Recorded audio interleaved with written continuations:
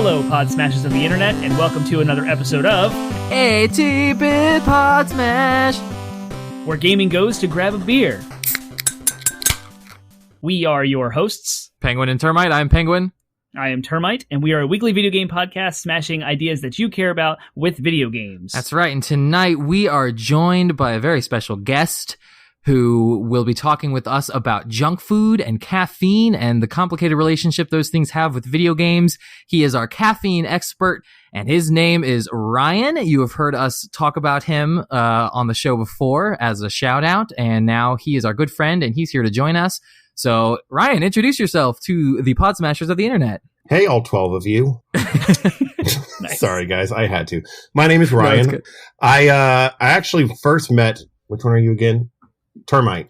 Golly, dude. How long have we known each other? 13 I know, right? years? 13 years. That's So, right. the reason why I'm the resident caffeine expert is because I work for the world's largest legal drug dealer. It's a coffee shop with a naked mermaid. You've been there before. And... funny enough, Termite actually also worked for the same company and came to work for me for a couple years. I was actually in his wedding as his boss, which I think is a weird flex on your boss to get him to be in your wedding. Yes. And from there, we became friends. And somewhere along the way, Penguin entered the picture. And I just showed up. The first time I met you, to be honest, I was like, nope. I already got Termite in my life. I don't need a second Termite. I can't do this. This is too much. Whoa, hold up. He didn't know you. He didn't know you. I didn't know you. I like to think that I'm more abrasive and obnoxious than Termite, so... That's what he just fair. said.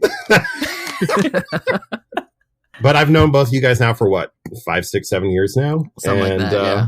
I've enjoyed your podcast since day one.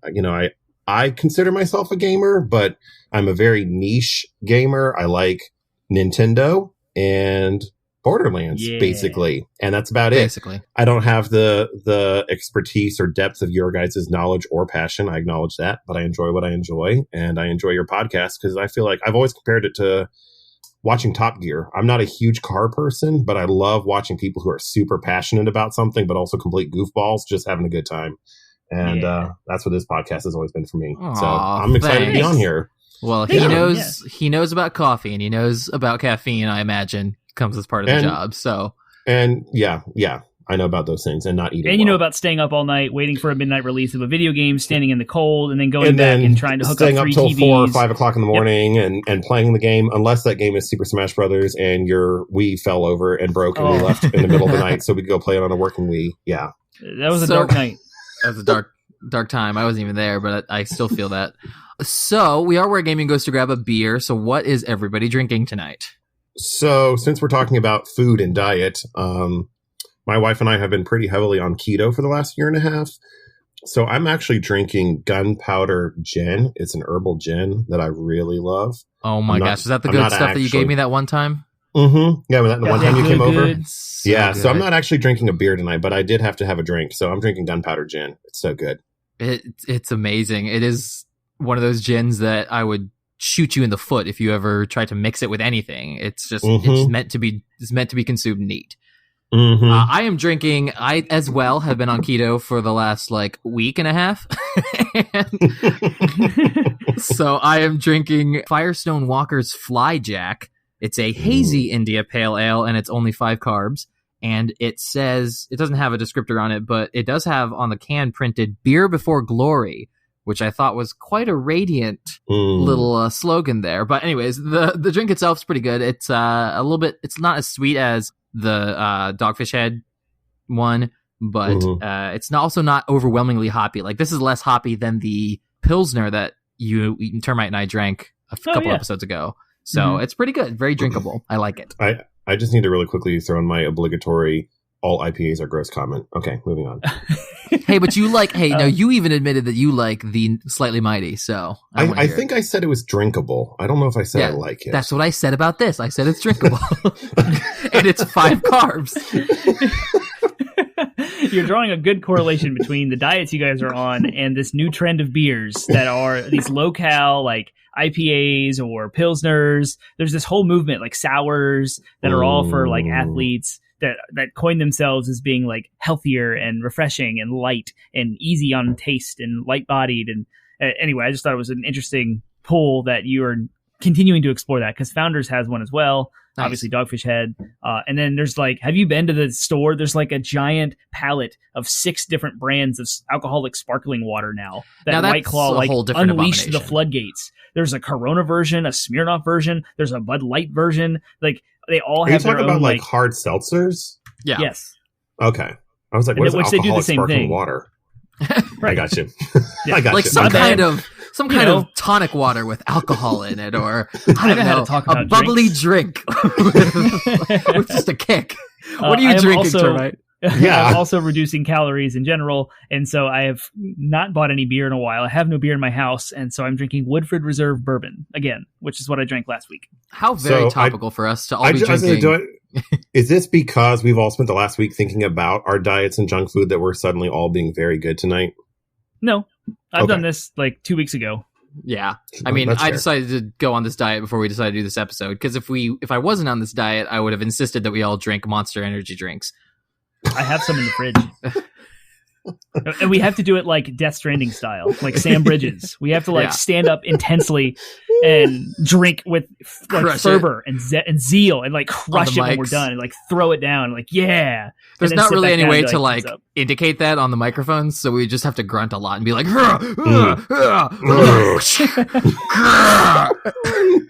yeah.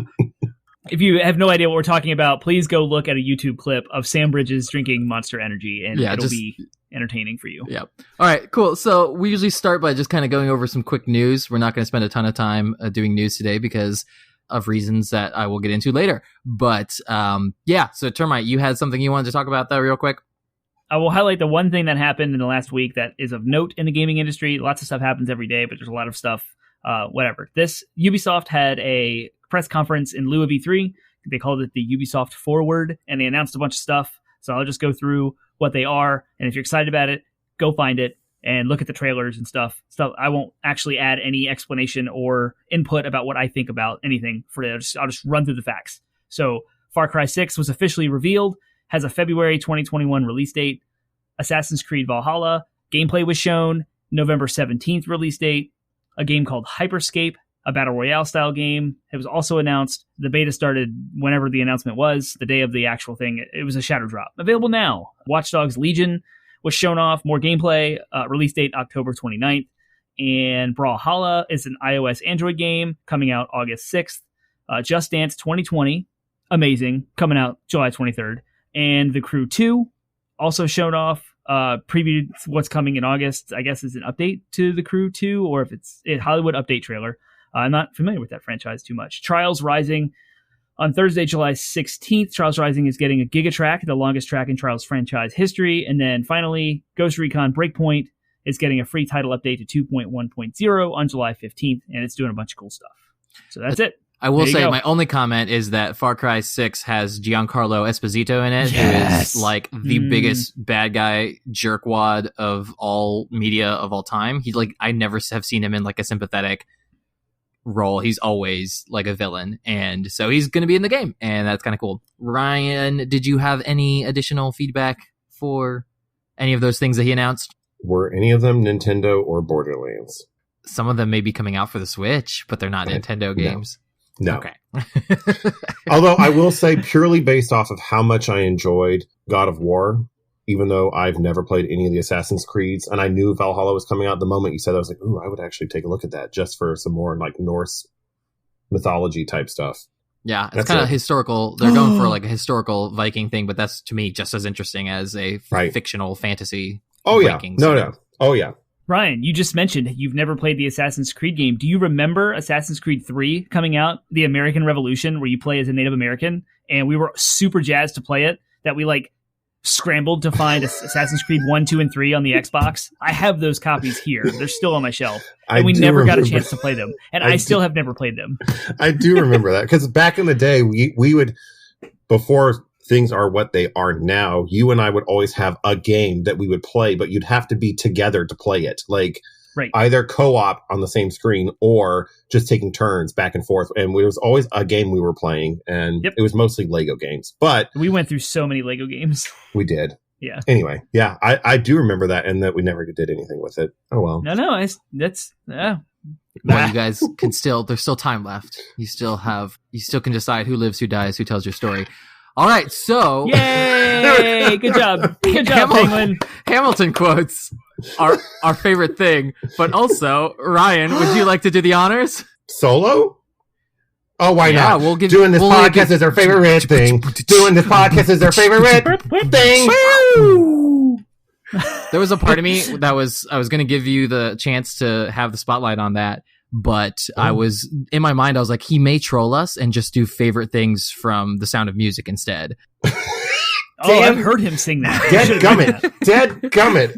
It could have been like Breath of the Wild and Mario Odyssey, Super Smash Brothers, and Animal Crossing. Yeah. Oh my gosh, that might have to be our new favorite things segment intro. Oh man. All right. Favorite things is an opportunity for us to share what we are excited about and what we may have discovered this week in hopes that you might find your next favorite thing. So again, as our guest, Ryan, why don't you take it away?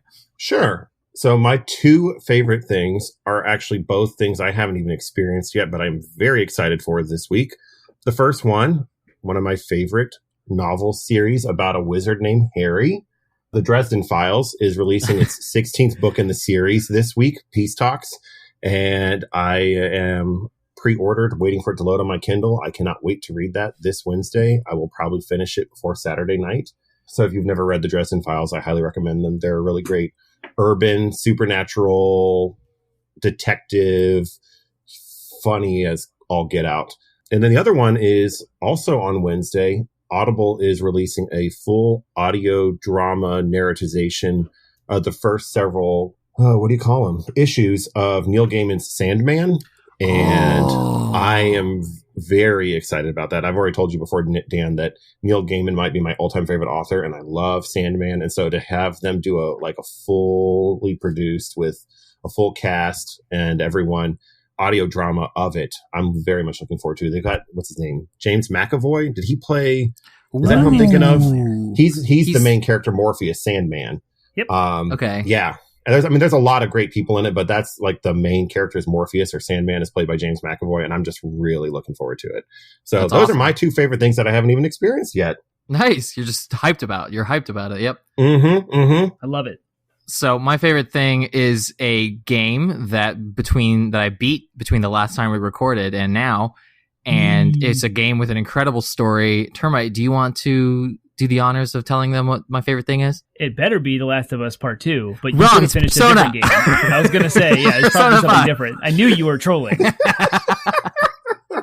Persona 5 Royal, I did like The Last of Us as well. I liked them both, but I really wanted to troll Danny with that one. Termite, I'm sorry, with that one. And it was pretty good. It was good. They're both really good games. They both had really good stories. They're just diametrically opposite in their vibes and emotions. So, yeah, really good. Persona 5, check it out. We'll talk about The Last of Us in a bonus episode, so I don't need to talk about it now because you'll probably have already heard us talk about it. So when you're editing the show and I randomly yell foes and you're like, why? It's because you started a Hamilton quote but didn't finish it correctly, and it's diametrically opposed foes. So I just want to clarify that when you're editing to leave that in there. Okay. Now you'll remove the whole thing as a troll to me. But anyway, my favorite thing is my family and I decided to go to Westmoreland State Park at the invite of Alex's dad. I took Friday off work and went out there. It's out in Montross, Virginia, if you know where that is, Northern Neck, super east. It's a campground that I've never been to, but I've heard about. And there's a beach area. It's on the Potomac River.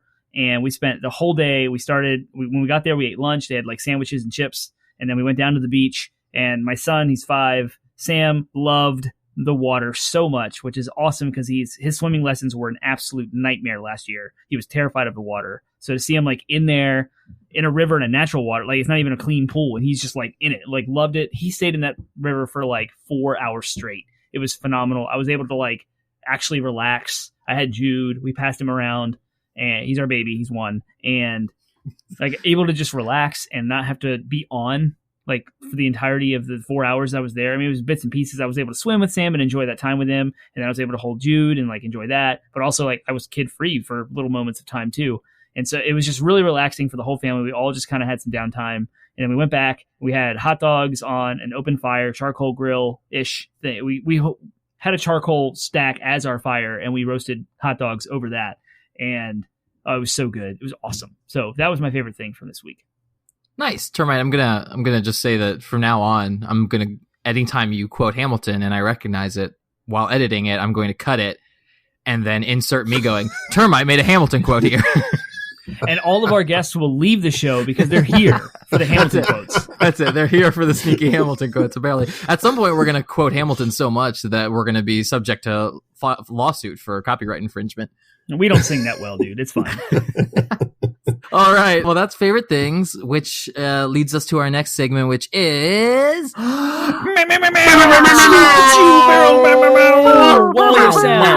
Wow.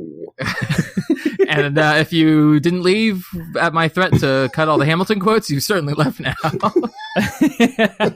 DLC is downloadable content where we talk about something fun, some little game or gimmick that sometimes is related to the main topic and sometimes isn't, but it's meant to just kind of have fun and, yeah, just have you guys enjoy it. I forget, I'm blanking on what my typical DLC phrase is right now, but that's cool. We're going to do 2 DLCs because our friend here, Ryan, is a huge DLC fan. In fact, we probably would have cut the segment a long time ago if it wasn't for the fact that Ryan told us that it may be the best part of our show. So, again, that's not patting ourselves on the back. It's just things he said. So, since he's a fan, I wanted to do 2 DLCs that I could think of so that we spend an extra long time doing DLC today. That's how much impact fan feedback has on us. So, please, give us feedback. There you go.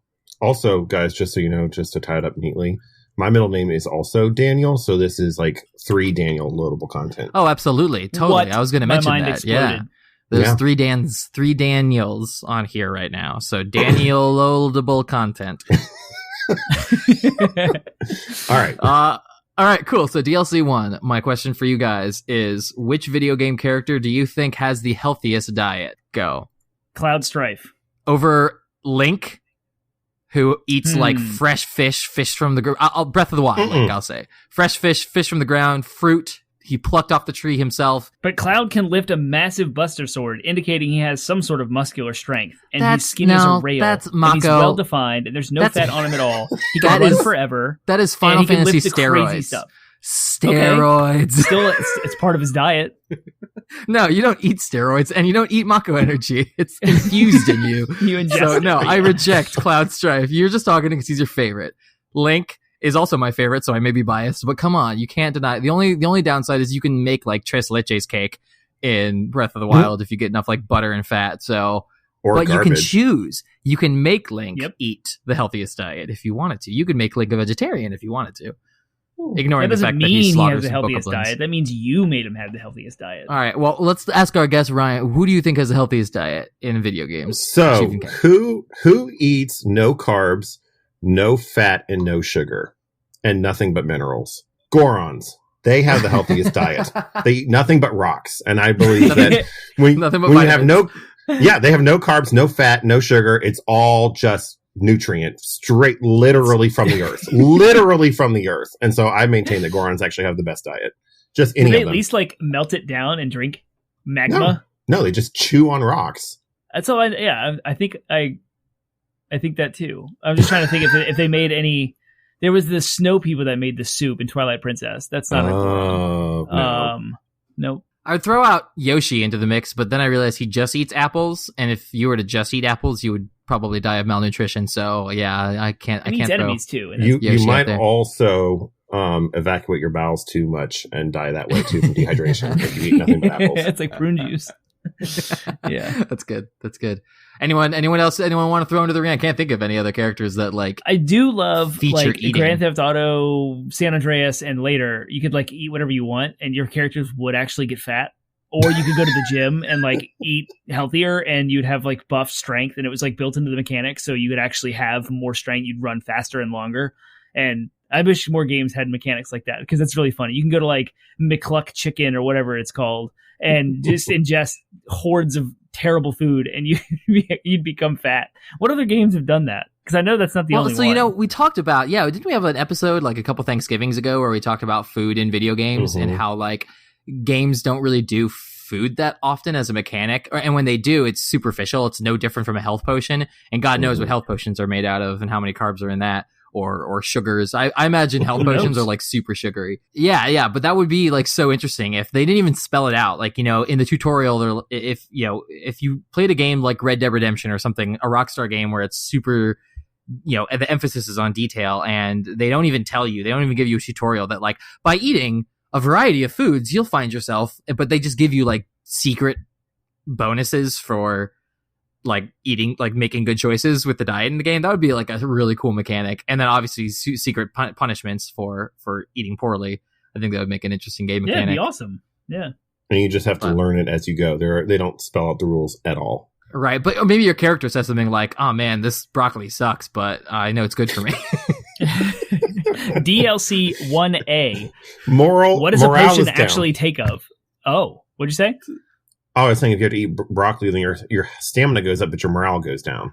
You're like unhappy. I love it. You can't do things. I was going to say, DLC 1A, what does a health potion taste like? Because I was thinking of like bitters you would make in a cocktail, and that's it. It's just like a whole jar of bitters, and it's the most disgusting, herbal, overly non-sweet thing that you could eat. And you said it was like sweet. But I feel like I've seen too many characters like pound that potion and then like smack their lips and wipe their face with the back of their hand, like as they're like, ah. So I don't think it tastes bitter at all. I think it tastes like Kool-Aid or something. Yeah, I was gonna say literally in my mental image is like Mountain Dew gamer fuel, like the like super, just like overly sugary. Because they get energy afterwards and they're like pumped and hyped. So, and it probably really is bitter and medicinal, and then they've added something to it to mask that flavor to actually make it palatable. Yep, exactly like Mountain Dew. Yeah, just like it. All right, that's DLC 1. DLC 2, I guess DLC 1 and 1A. Sure. DLC 2 though. So I had my like, okay, here's our DLC that's oriented around health, but now here's our DLC that's oriented around just straight yummy. And so if you had to eat any video game character, what video game character would you eat? Kirby. I was thinking the same thing. But he's like gum. Listen to me. Listen to me. First of all, he probably tastes like a marshmallow. Okay. Yep. That's what he probably actually tastes like. I don't think he's gum at all. He's like a puffy marshmallow. And I just think there's a certain like poetic irony to eating the character that eats everyone else. Like someone needs to take a bite out of him finally. Well, you know how like they tell you that if you have like a nice walk, you never actually like more than just like cursory getting the food off of it. You never actually like scrub it down and wash it because the flavors like bake into the walk over time and make your rice better each time you make it. That's kind of how I imagine Kirby. Like he's been just saturated with so many different flavors that he's probably like super flavorful. I was going to throw like Yoshi into the ring because I imagine roasted dinosaur with like some mint julep sauce would just be fantastic. Wow. And again, he like preparation. He eats all those eggs, so it's a similar thing. Like he's enriched with all that like fatty nutrients that I'd be down for roasting. I'd be down for some roasted Yoshi. My second pick, because I figured someone would mention Kirby, is Jigglypuff. Because I feel like that'd just be a sweet dessert. Same thing. That's it. That's basically the same thing, but he's more like cotton, she, whatever. Right. Jigglypuff is more like cotton candy, whereas Kirby is solidly a marshmallow. Jigglypuff is probably cotton candy. Yep. That's my head Pokemon would be more sweet. Aren't there Pokemon in Sword and Shield that are actual lattes? Like that are actual coffee drinks? I mean, if you go farther back, there's an ice cream cone at some point, I remember. Yeah. Yep. No, there's exactly an ice cream cone. Yeah, I would eat one of those Pokemon for sure. That would be my post-Yoshi dessert. There's more than one food Pokemon. There's an ice cream cone, but there's more. I can't even keep track anymore. There are like 900 of them. So for shock value, can I say I would eat Epona? Yeah. Yes, I would eat some horse. Just to like trigger certain people. And I say that as a solid Zelda fan. I'm like, I need Epona in a heartbeat. Turn them hooves into glue. I would totally also eat Moogle from Final Fantasy. I don't know why. Those puffy little. I bet you the little orange glob on the top, also, or the little orange ball, is probably like, just like it's like the egg yolk, right? Like it's super flavorful, and it probably runs when you poke it with a knife. So yeah, I would eat a Moogle. All right. Any other video game characters you would eat before we wrap up DLC here? I think I'm good. Yeah, I'm full. We've had a good meal, right? Like we've had a good meal now. Yeah. Okay, cool. All right. That's DLC. Ming, ming, ming. All right. So that leads us to our main topic. And as you've probably guessed, we are talking about the complicated relationship between video games, junk food, and caffeine. And, you may think those things don't have anything to do with each other, but we're here to prove you wrong. So, they've had a very long history of marketing towards one another, and though they may be only tangentially related, they are still related.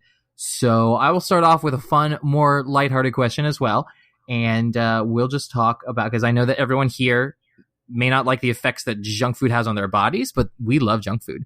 I know all three of us do. So I want to ask, what is your favorite junk food to eat while playing games when you are indulging yourself? Go ahead, Ryan. You're our guest. So I have three answers based off of what I'm actually doing. If I'm actively playing and I want to eat while playing and not stop playing.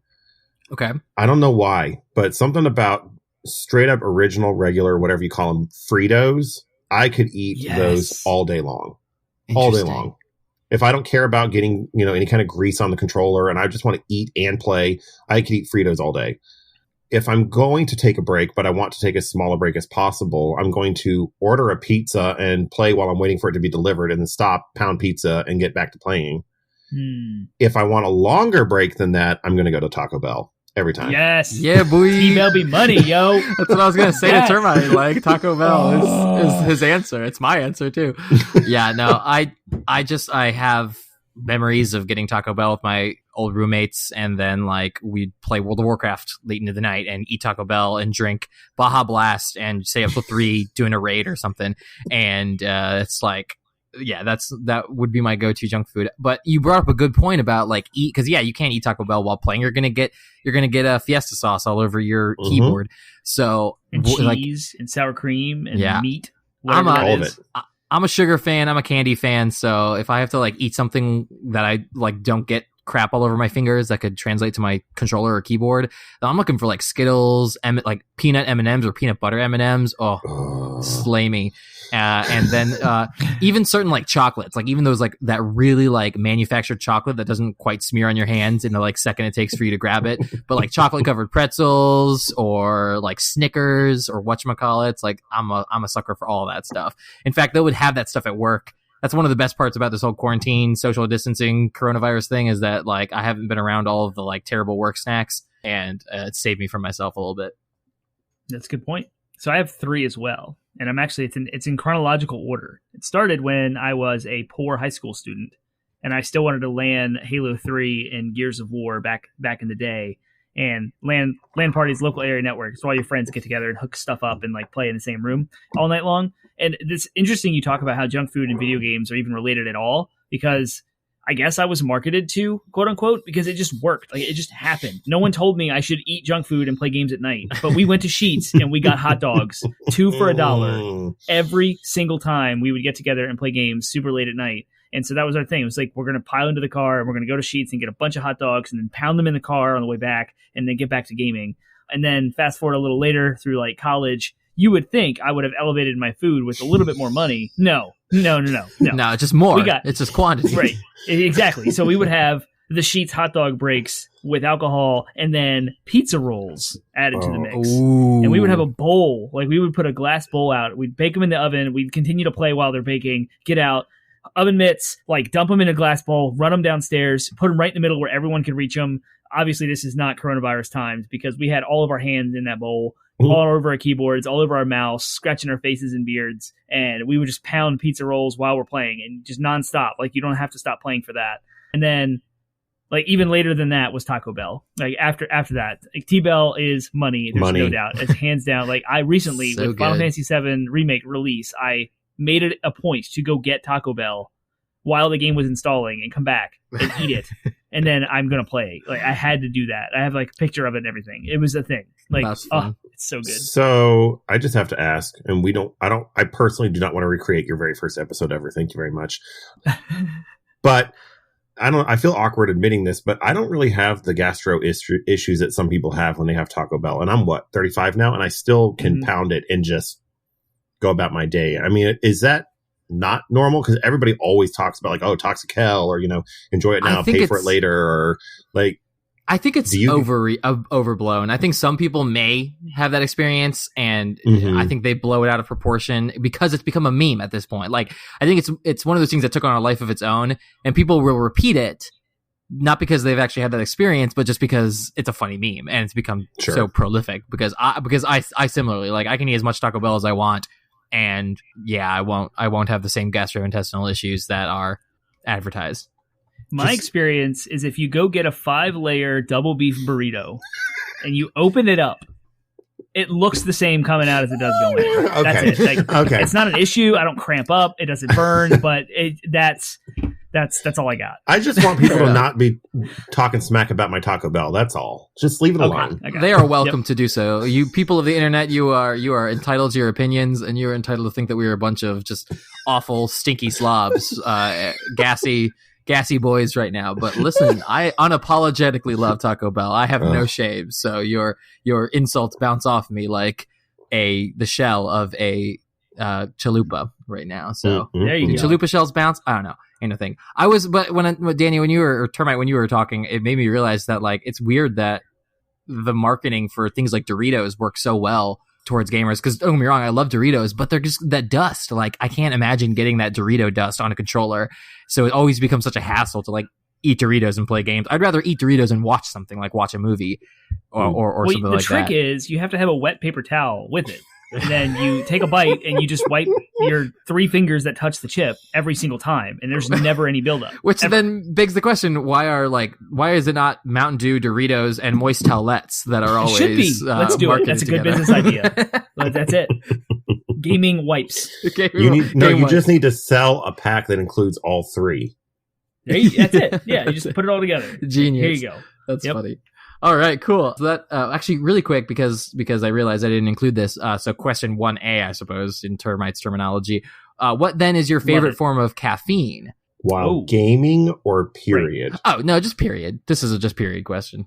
So I'm going to say a lot of shots of espresso with very little milk at the beginning of the day. I guess you could call it a latte, but there's not very much milk in it. No, there's very little milk. Like the espresso to milk ratio is like 3-1. Like I basically make a latte with like 6 shots of espresso and only 2 ounces of milk in it, and just pound that. I don't drink it to enjoy it, but it gets me up and gets me going. So these days I tend to drink more coffee and tea than I do anything else, but I am a child of Pepsi, a child of soda. And I will enjoy, even to this day, even with my more refined taste these days, I can't help but enjoy a good like Baja Blast or Code Red or Voltage, whatever ridiculous named Mountain Dews are out there, and whatever colors of the rainbow. Acid I rain. Absolutely adore. I absolutely adore a good Mountain Dew or a good Dr. Pepper or something like that. I'm still a soda fiend in my heart, even though I don't drink it very often anymore for my heart, actually. Ironically enough. So anyways, that's my answer. Termite. My favorite, my go-to, of course, is coffee. I love just drip coffee. It's my go-to drink at Starbucks. Any coffee shop I go to, I will judge a coffee shop by its drip. I should judge it by its Americano, maybe. And I get those too, because that's just shots of espresso and hot water. Like, as few things as you can put in it, the better. But it has a fast, quick burn. So I will wake up with coffee and I'm good. But if I'm tired, like exhausted and like down and just weak and tired from days and days of lack of sleep or whatever I'm doing, I love the white cans of Monster Energy, and that's the 0 sugar version. There's different ones. There's like a blue one. There's a black can with a blue M, and then there's just a white can that's all white with like a gray M on the front. That's my go-to energy drink, and it has 0 calories, but it has a much longer burn. In fact, I would have had one tonight had it not been like 8 o'clock at night when we started, because then I'd be up until 1 or 2, like ready to go. And they affect me a lot more now. I used to be an energy drink junkie before Starbucks, before my stint at the coffee shop. So I adapted from, these energy drinks are poison and death, and there's who knows what's in them. Caffeine via coffee is much more natural and much easier to drink and much more enjoyable. Like there's so much nuance in coffee and all the various beans from all the various parts of the world and how you roast them and all the different methods and things. So like it's much more attractive to me. So I started going head first into coffee, and that's my main caffeine. So, yep. Awesome. Wonderful. A question well answered, gentlemen. All right. So the next question then is more to do with kind of the meat of our topic, which is what, if anything, do diet and caffeine have to do with gaming? So it's kind of a open-ended question. How do these things relate? I can go first. Sure. Because I have an answer, but it's a personal answer. And that is video games have a hype around them that is, I feel like, unique. Now, maybe Ryan can prove me wrong with some of the books he's hyped about, but I feel like the idea of having massive conferences across the country where developers and publishers get together and show off what's coming, and those big get hype moments where you're just so excited to feel and see a new game come out. And then the burn from that moment of announcement to when it comes out, the pre-order, if you're into that thing, if you're into pre-orders, you do that, whatever. Midnight releases were a thing that were super hyped up. Big giant release parties where there would be like DJs and lines forming and free swag and like massive events at local game stores. Like you want to stay up and like be energized for those things. And I feel like it just leans itself into, I want caffeine to keep myself awake, because all of that kind of builds a culture and an air around video games that applies to you as an individual by yourself in front of a screen when you're actually playing that game that you've seen announced at a giant show. You've been involved in the midnight release in your local community, and you went with friends and you had the whole party and you did the whole thing. Now you're home and it's quiet and you just want to play the game, but you've done all this stuff. You're exhausted. So like you need more caffeine and like more energy to stay up. And then on the flip side, not my personal experience, is sometimes people need to have more acute like reaction time and like fast twitch reactions to things. If you're playing stuff like StarCraft where actions per minute matter, or if you're playing a shooter and you need to have like more precision aim, you're going to want something to stimulate you to get you up. And that's going to lean into caffeine or energy drinks in that regard. So I think all of that combined has just kind of created this like amoebic culture around caffeine and gaming. See, I don't disagree with any of that, but the nuance, like, take on that I would say is once you have finished describing the pre-order and the launch, and you get your game and you go home and it's midnight and you realize you're going to play for another 3 or 4 hours and you're going to need something to eat and drink, but it's midnight. Well, what's open? What's available? Yep. Taco Bell and the gas station. Yes. In gas stations. That's who can sustain you right now, because it's already 12:05, 12:30, depending on how close you live to your local store. And you have no intention of going to bed at least for 3 or 4 hours. So you've got to get something in your stomach and you have to stay awake. And you probably did not think it ahead and actually stock your refrigerator. So you're going to go get fast food, or you're going to go to the gas station and get something there.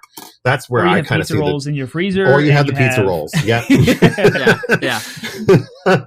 And you're not going to want to spend time like cooking a nice, meal with fresh ingredients and stuff like that, because you want to crack open the game. So obviously you're going to jump and grab the easiest, quickest thing.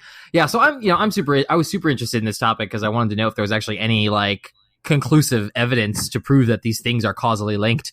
And from what I could tell in just the kind of brief research I did, is that for every argument there is that video games like cause people to have bad diets, there's as much evidence to prove that that's not true. So there is actually not a lot of conclusive science as to how these things are, or if these things are even causally linked. I know there was one study I looked at where they were like measuring kids and they were using like flash games online, like a kind of flash advertising game. I guess it was something similar to like Chex Quest. Did you guys ever play Chex Quest back in the day?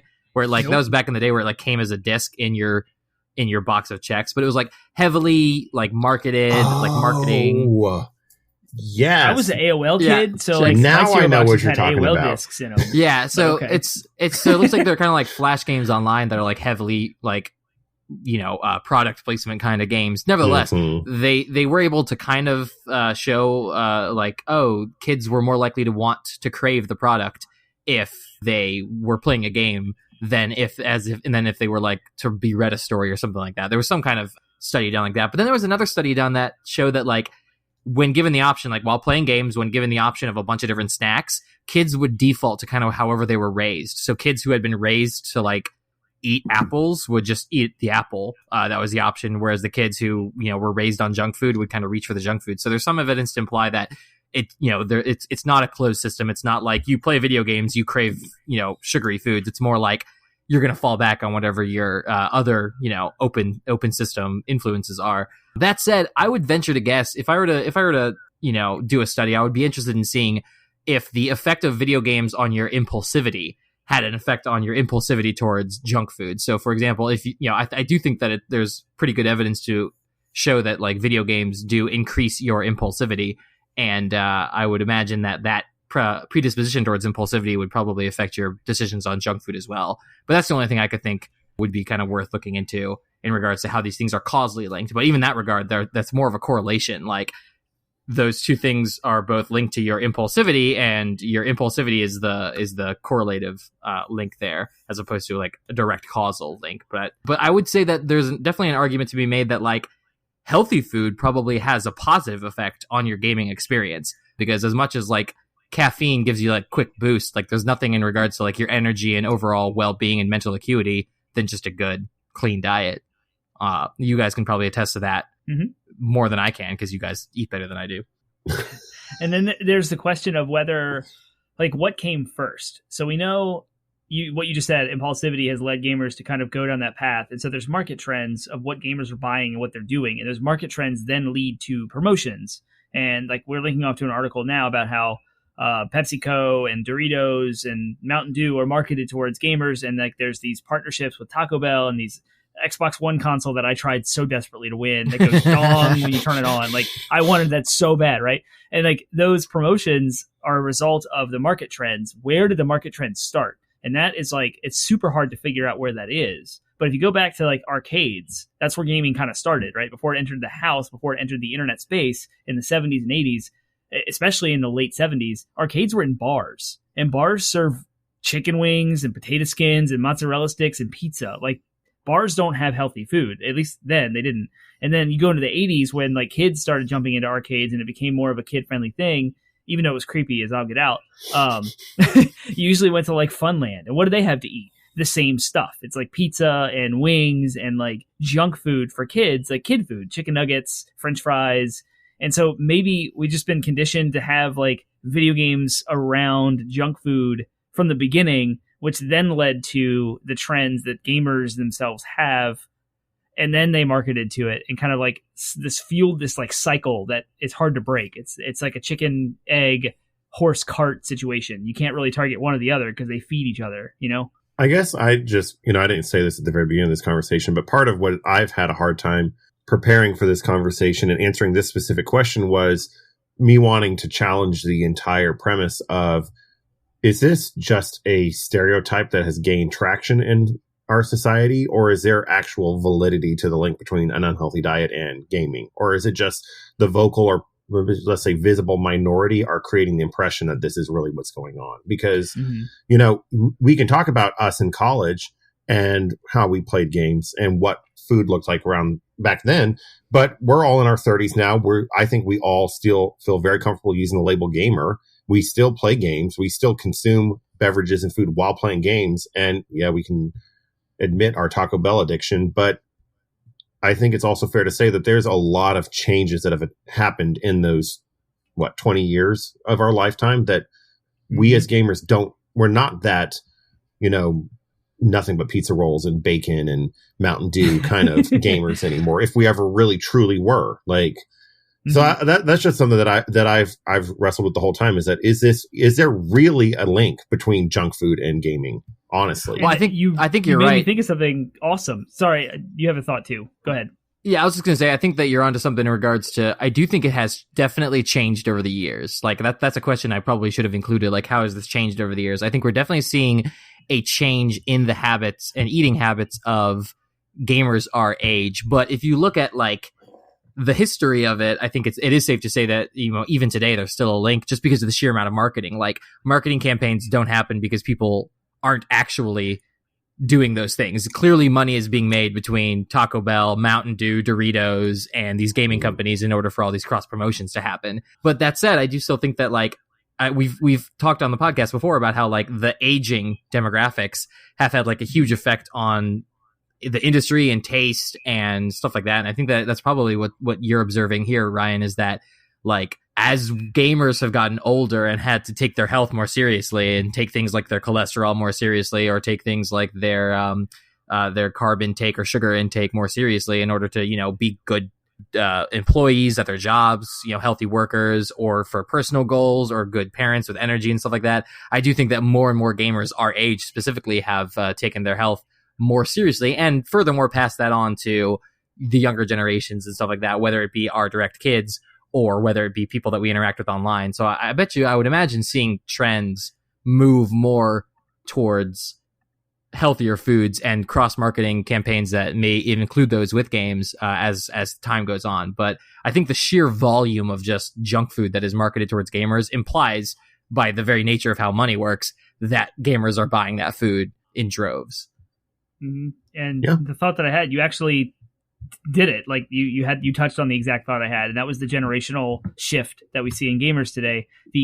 We've never had in the history of our society a 50-year-old gamer until now. Like there's never a retirement home that is centered around like a video game console. And to this day, as far as I know, there's none. But when we retire and we have to get moved to our homes by our kids, we're probably going to want a gaming console around. We'll be playing Smash or whatever iteration of that looks like when we're 70, right? That's not happening right now because it's new. Like gaming in general is culturally new. But then you mix that idea of we're aging, we're getting more intelligent, and we're more conscious about our health. And there's also this war on marketing junk food to kids that's happening. And there's like a million documentaries across all of our streaming services that talk about how like McDonald's and Pizza Hut and Kentucky Fried Chicken were all marketed to kids, and like school lunch diets and all those things were like horrible foods. So we're that generation that got targeted like as kids. Mix that with the early 90s, the Super Nintendo, Sega Genesis era. We've talked on this podcast at length about how it's marketed towards teen boys. And there's like this combination of junk food and gaming with young kids, us now growing up. And it's just been this kind of status quo building into a giant momentum that we're breaking that cycle now in both the generational age that we have and the intelligence and trying to eat healthier. So I wonder what our kids, when they grow up to be high school kids, what colleges will offer as food and what they'll have access to. Like fast food restaurants are now offering way more healthy stuff.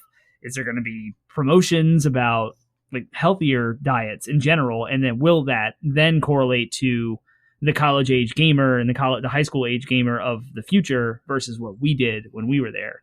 Who knows? And I'm curious. I'm going to throw kind of a curveball question that I hadn't included in the notes, but just kind of thought of, since I do want to also talk about caffeine. I want to talk about how caffeine has been marketed to gamers or game types over the years, if there has been any cross promotions. But I also want to twist the question a little bit and say, you know, in my experience, I can't ever have thought of a Starbucks campaign that was oriented towards gamers. So maybe Ryan, as a manager, excuse me, sir. When Pokemon Go came out, we became officially gyms and we started selling a Pokemon Go Frappuccino. That's right. So okay. Thank you very much. One time only, and only because it encouraged people to actually come to the store and make a purchase. But yes, we actually did have a promotion specific. Well, I think you're both comfortable with saying somebody who only plays Pokemon Go, if they want to call themselves a gamer, then that's fine. You can own that label. So I would say yes, we marketed to gamers in that specific format one time only. Well, it's almost always a specific thing. Like it's almost always like Halo is marketing it's not, and there's no, I guess the marketing world is no stranger to just picking a specific game and slathering its crap all over their crap. But I was just curious if there was any, like, if you had any insights or conversations with anybody from Starbucks at any point who may have indicated that, like, they're not interested in marketing to gamers, and why that may have been. So I can tell you for a fact, and I talked about this with Danny recently in a completely different conversation, that in my 16 years with the Mermaid, we have always traditionally had a very hands-off approach to marketing. We always had an idea of, you just need to be so good that word of mouth, people will tell their friends, you have to go to this location and get this product because they're just out of this world phenomenal. It's only in the last, 5 years that we've even really had what I would say is a true marketing budget and a true marketing team with any effort to reach out to the general public at all to say, hey, you should check us out and try what we have to offer. So we're, like I said, we're a little bit behind trying to reach out to a specific demographic like gamers, except for when Pokemon Go came out, and we just found a perfect blend between building that hype up and get him in the store. Opportunistic, yeah. Yeah. Get him in the store and spend some money. So I remember, let's see, I've left Starbucks 10 years ago, maybe 11 years ago, and I'd been there for 5 years. So we're talking like 16 years ago when I first started. I remember there being a goal that Starbucks wanted to make their logo as recognizable as Coca-Cola or Mickey Mouse. Without any wording. It had to be an image, an image, and the image was recognizable all around the world. You go to third world countries and show people a picture of a green and white siren, and people would be like, oh, Starbucks. Even if they've never had it before, they recognize it. Yep. That was our goal. Yep. And if they had that mentality then, a long time ago, have they built that out and they're just now starting their actual public-facing PR kind of move? It shows you like they're not interested in marketing themselves to gamers at all, except for Pokemon Go. That was the only thing. So well, and they don't. And definitely the highlights that. Thing that's interesting about Starbucks from my observation, again, I can't speak from experience, I can just speak from observation. I don't really see Starbucks like pushing their caffeine necessarily, though they clearly sell that, but they're not like, I never seen a Starbucks ad that was like, oh, are you feeling down? Here, have a 5-hour energy. I'm sorry, I mean a Starbucks Frappuccino latte. Like that's not what they hawk. They just kind of hawk the advertising I do see just sort of talks about like the quality of the, like, this is look at this delicious thing it's so foamy and creamy and delicious. You should drink it. It's like hot chocolate for your brain. Pretty much. I can't argue with that. You got it. Yeah. Mm-hmm. But that begs the question, as opposed to, or in contrast, like how a lot of other caffeinated drinks are marketed to gamers. I think of like Monster Energy, obviously showing up in like straight up product placement in Death Stranding. That was like the most obvious cash grab. Like even it was even made a mechanic in the game where it was like, when it rains, your canteen will convert the water into Monster Energy. it literally said that. Yes. Or like World of Warcraft having their like, here's the Alliance Mountain Dew and here's the Horde Mountain Dew, and one of them's red and one of them's blue, and they're the exact same flavors we release every summer. But it's World of Warcraft, guys. Come on. I think of that, like that those kinds of cross promotions with caffeine happen all the time with all kinds of different caffeinated beverages. Well, it seems like it's carbonated soda drinks or energy drinks, and that's it. Like I don't see coffee cross promoted with gaming ever. Or tea. The closest I can say that we've tried to do anything remote like that is, again, if you go to a gas station and you go to that reach in with the energy drinks next to the Monsters and everything, we do have the Starbucks coffee plus energy, and I mean it's the same bottled can. It's the same. No, not the bottle. Like I mean, gotcha. It looks exactly like a can of Monster, but with our promotion on it, our label on it, and it's coffee based, but it's got that extra boost of caffeine or taurine or whatever it is that's supposed to really get you going. So I mean, we don't go out and try to find you, but when you come looking for something, we're there if you want us. Yeah, and one of the thoughts I had, I think that kind of ties together both the caffeine and the junk food, is I do wonder how much like the marketing is fueled by the sort of socioeconomic class that they've kind of demographied gamers into, which is, I do think that, or I imagine that, especially when we were kids, like we had no income, like we had no means of producing money. So again, cheap, and especially as like even young college students out for the first time, like cheap food was more attractive than buying and spending the time to create like a nice healthy meal. So I do think there's and the same thing with like cheap, easy bottled, no prep required, no skill required, just grab the bottle and go caffeine. I do think that marketing goes hand in hand, because I'm obviously not going to speak for all gamers. This is a massive generalization, but I do believe that gamers tend to be in that kind of solid middle demographic, where there obviously are sort of upper middle and upper class gamers, but there's also, I think the overwhelming majority are probably middle to low middle or even lower class in regards to the socioeconomic ladder. Yeah, I mean, I know I went to many midnight releases, and if you take a snapshot of the demographic at the Call of Duty Modern Warfare 2 midnight release in like 2010, and then you go to the Last of Us Part 2 midnight release, you see like, or even I guess the last midnight release I went to was like Borderlands 3. I saw more people my age with kids with Borderlands 3 midnight release, and then I saw, which I guess is the same people that went to the 2010 Call of Duty Modern Warfare 2 when they were all college kids and had no money. And so like now we're just like, again, going back to that generational discussion about how now we're the older gamers, the older demographic that is just different. Like we have more money, we have more disposable income, and maybe we don't need to go buy the crap food anymore. I don't know. I would love to do like a case study as to what LAN parties have that are amongst 40-year-old dudes versus 25-year-old guys and girls. Like, and yeah, it's more diverse too. So like you go back to 2010 and it's mostly white dudes, like the socioeconomical stuff, right? It's all college kids or like super young males that don't make a lot of money that have traded everything in their life in to get Call of Duty because they want to play it so bad. And then like fast forward to today, and now you have a giant mix of females, males, LGBTQ, black, white, Native American, Indian, like all the different Asian, like you just see like so much more, like gaming is so much more inclusive now than it was. And there's still an issue. It's still a problem. There's still like work to be done, but we are making, so all of that affects the marketing and like what you're going to ingest. Well, this conversation just turned into like something crazy in my head, like way deeper than just caffeinated drinks and junk food. But like, who knows what it looks like now, and who knows what the future will look like and what the marketing promotions will do. But for now, we're still stuck with Doritos, Mountain Dew, Taco Bell, and Monster.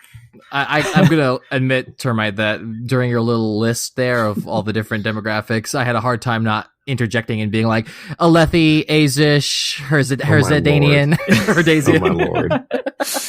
Hufflepuff, Ravenclaw, let's go. Every group you can be included in. Vulcan, Klingon, any group you can think of. Nabooian. Oh goodness. So if you had to just guess from your limited perspective and not professional research, do you think, because you mentioned the Taco Bell, Dorito, Mountain Dew thing, we keep talking about that trifecta, are they here to stay? And it's just every kind of like a rite of passage, every young generation is going to keep doing that until they grow older and they get to where, or until they age like we do? Or do you think we are, as a society, going to see that stuff phase out and correspondingly the young gaming crowd will adapt accordingly? That's a great question. I don't really know how to answer it, and I think it really just depends on how our generation is as parenting and how we treat gaming. I do think that there's two options, right? Like, because we're raising we're not raising the next generation. We're raising the generation after the next generation.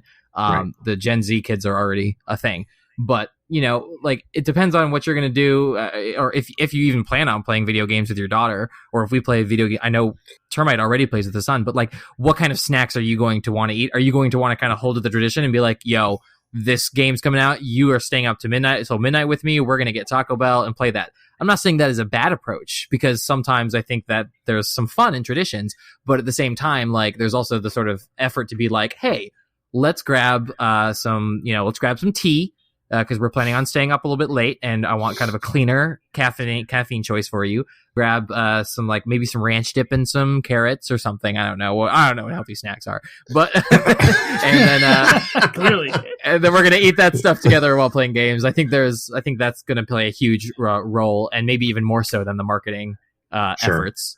So just only because I've gone an entire hour without talking about her, I have to mention my daughter. You talked about, you don't know what we're going to do. I just, very quickly, you can edit it out. I don't care.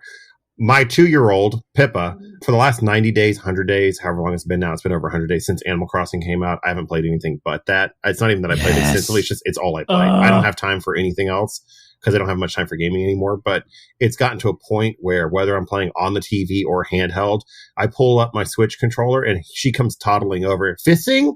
Daddy going fishing? Fishing? I want to see fishing. And if I'm playing with the actual Switch in my hands, she will like pull it down so she can watch me. And no matter, shove her head between you and the screen. Like, and no matter what I'm actually doing, she thinks that Animal Crossing is fishing, and so she always loves to sit there with me and watch me go fishing. You go fishing, I watch fishing.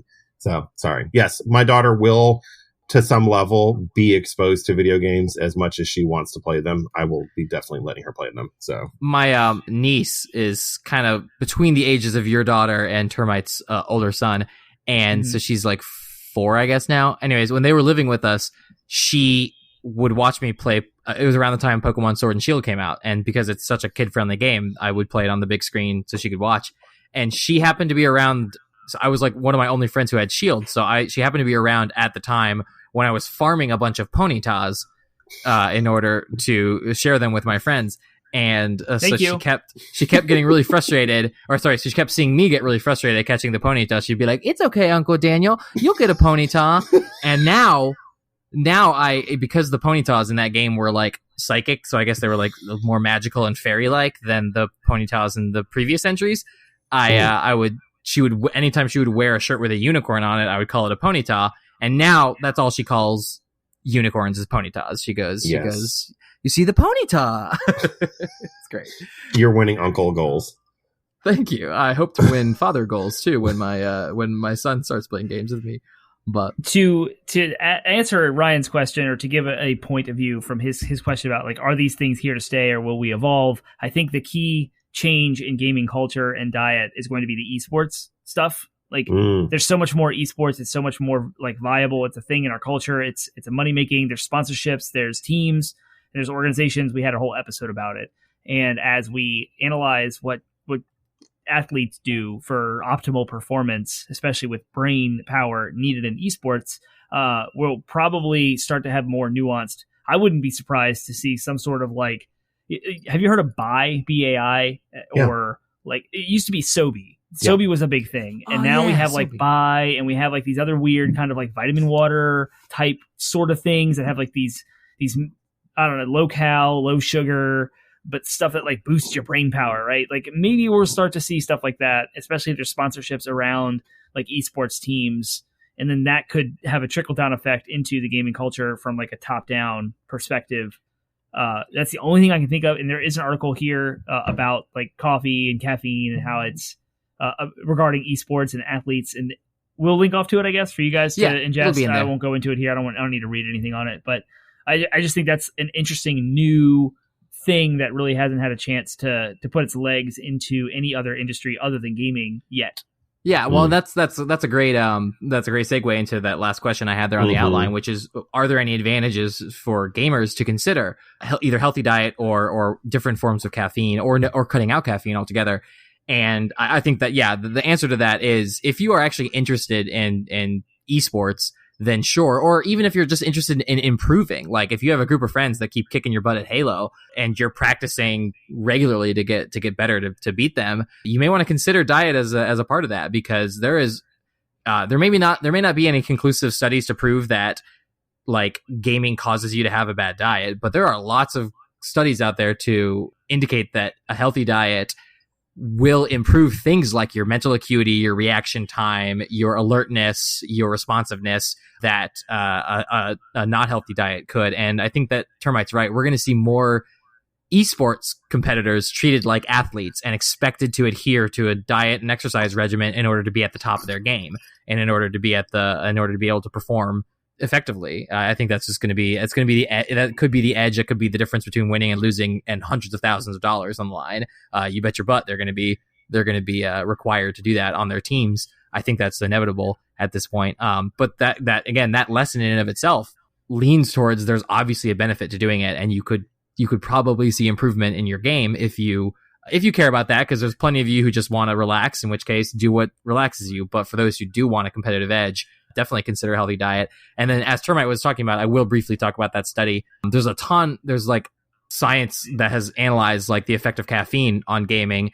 And in some regards, you could argue that caffeine is really good for you because it does increase those same things, alertness, mental acuity, and all that stuff. But the downside of caffeine is that it causes a lot of like extraneous movement and stuff like that could actually distract from your ability to succeed. But the flip side of that is there's a chemical that's found in green tea. It's like a chemical or an enzyme that's found in a lot of green teas that have high levels of caffeine, but this enzyme ends up curbing the jitteriness and nervousness that comes along with caffeine and just gives you that alertness. And I learned about it in a Stuff You Should Know about matcha tea. I don't know if you listened to that, Ryan, because I know you listened to it. I did listen to that.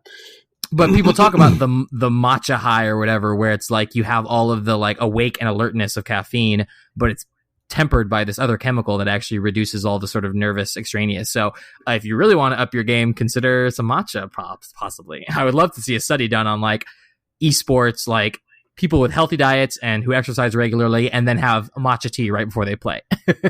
I would be interested to see if they just like kick butt, because I would venture to guess that's probably the case. See, I just pictured what you were talking about, what Danny was talking about, and the cynic, I don't know if it's cynical of me.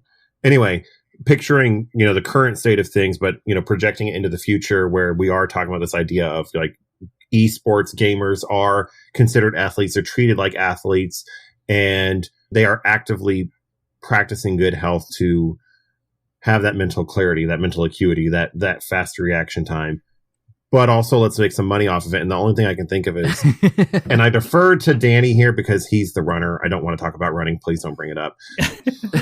But, you do have those different, like, I don't know, like I've seen you and other people who run have those like gels that you guys like pop while you're running or whatever for like that burst or whatever it's supposed to do. And I just picture there being that version, the video gaming version of that there's going to be these like specific, if you will, performance enhancers marketed to gamers, like a quick burst of energy in the middle of whatever you're doing that will eventually be, probably Mountain Dew. Or that like, or that like, I was gonna say, yeah, that like faux, it'll be like that fake health food where it's like, here's some new cauliflower Doritos in like 3 different flavors. Made with real cauliflower and chemicals. Yeah, no, that is a very likely possibility of like the kind of fake health food. Yeah, twists on junk food, which may be marginally healthier, but not like I think of like the baked chips or whatever, like the baked Lays, where it's like now with 35% less fat, so you're only taking in like 200% of your daily intake as opposed to 500%. And I think. This is actually making me think of the overlap between like West Coast, Silicon Valley, stand-up desks, like health movement in the office space when it comes to coders and programming and apps and things that social media and all that stuff perpetuates about how we should live our lives to be productive in our jobs that are office-based and sitting in office chairs. Like standing desks are normal now. Like my company pays for people to have standing desks, and we're encouraged to go take walks regularly and get up and set a timer for productivity. There's all these like things that you can find, life hacks and websites you can follow that have all these different apps on your phone you can install that will boost your productivity to the best of your ability. And so there's like all that stuff happening in the office space because you sit down behind a computer all day. That stuff should theoretically bleed over into gaming, especially with esports, and how to like maintain a personal health and exercise regimen. Get up and walk, go out and do something that stimulates your body and like build some muscle. If you want to go CrossFit, you can go run, you can go swim, you can go bike, like go find a sport, and the athlete will get paid to do it, and they'll get sponsored by some, like you said, cauliflower Dorito brand. Like go out, get your kale chips, and like, maybe that'll happen in the future, but we're seeing that kind of in its infancy now. I think that's going to continue on in the future. The running gels are because you sweat so much over the course of multiple hours that your body loses electrolytes and you will bonk, your muscles will cramp, and your body will stop working if you don't replenish those things. So the running gels are half digested. It is as disgusting as it sounds, and you ingest them, and it gives your body electrolytes and carbs to like replenish your muscles on the fly to sustain you across a 2 or 3 hour endurance exercise. That's across biking, swimming, and running. So what would clarify? That's what they are. So what would the video gaming gel do?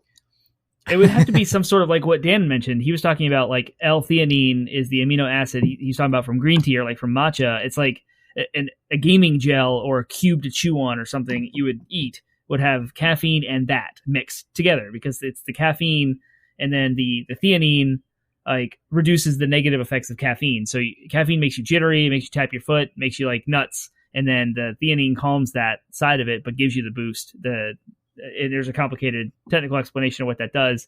So I would assume that's what it would be. Like maybe you'd pop one at the beginning of a match and then you have like a downtime and you pop another one and like that would sustain your like mental fortitude for however long your match is. I don't know. Free business idea. Free I was business gonna say, idea. Yep. So somebody go out there and do it now that we've told you about it. Matcha gaming gels or whatever. But yep. Yeah, no, that's all good. But you kept mentioning electrolytes in regards to those gels, and I will say that every single time I hear the word electrolytes, it's now cemented in my head. I cannot stop but think about the movie Idiocracy, where I haven't seen that movie. Ryan, have you've seen Idiocracy, certainly, right? It's been a minute, but yes, I have. Yes. Well, so you remember how they feed they water the plants with an energy drink. Yes. And it's called Brondo, and that's what they like continue to say, like, even the president's like, but Brondo has what plants crave. It has electrolytes. I say that all the time. Anytime my wife's like, you should take in more electrolytes, I go, Brondo has what plants crave. It has electrolytes. Sorry, that's a meme, a little personal meme that I have.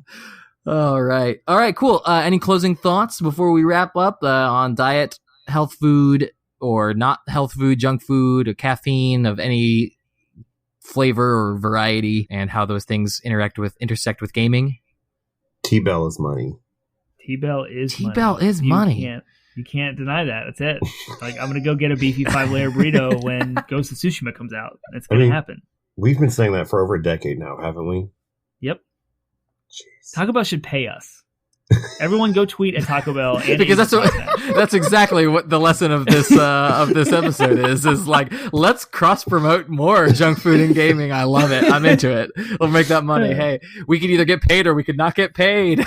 I think we've established the context that we normally have a healthy diet. So when we do have the rare occasion to indulge around a video game, it's going to be junk food. Correct. Hey, listen, I will occasionally go through phases where my post-podcast ritual is to go pick up some like $3 tacos from Taco Bell and eat them before I go home. But not right now, obviously, because I'm on a diet. But it is part of the reason why I sometimes need to go on a diet, because I get into the ritual of like, I will have my weekly Taco Bell now after I spoke with Termite for an hour and need to decompress.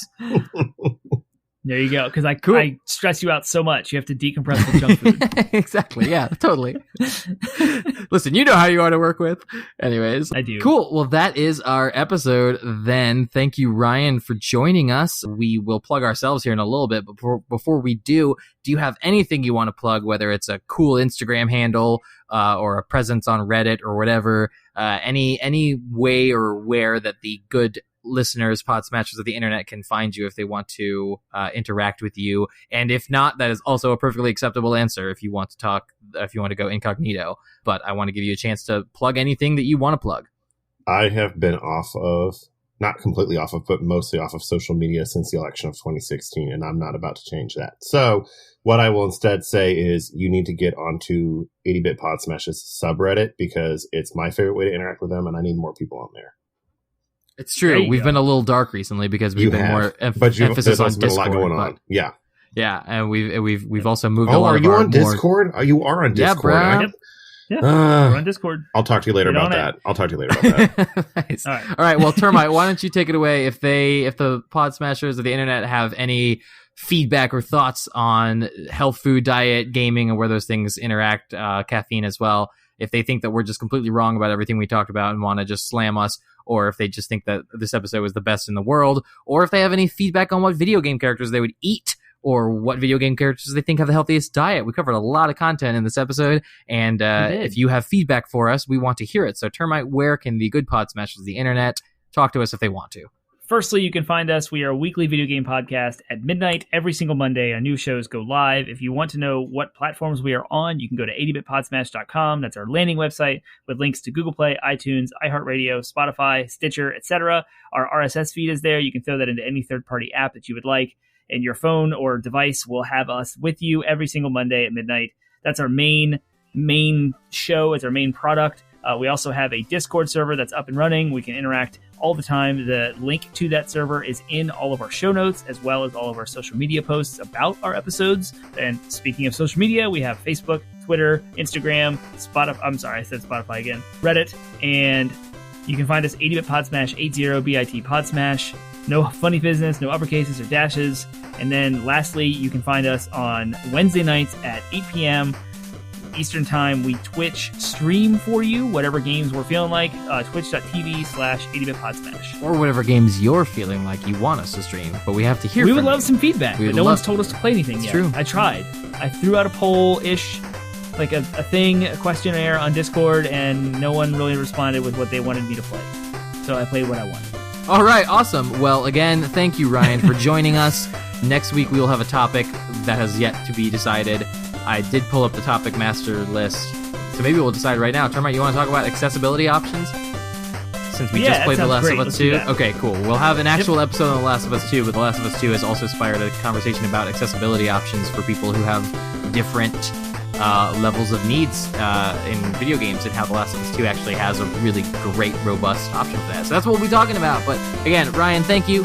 Say whatever the opposite of a salutation is, a desalutation to the good Podsmashers of the internet for joining us. So this has been a blast, guys. Thanks for having me on. I was honored, and I look forward to any future opportunities there might be. But until then, I'll just keep listening. You guys should too. Fantastic. Thank you, sir. Yeah. Thanks for coming. Thanks for joining us. I enjoyed this conversation. It was fantastic. Agreed. Well, great. We will see you guys next week when we will talk about accessibility options. See you next week.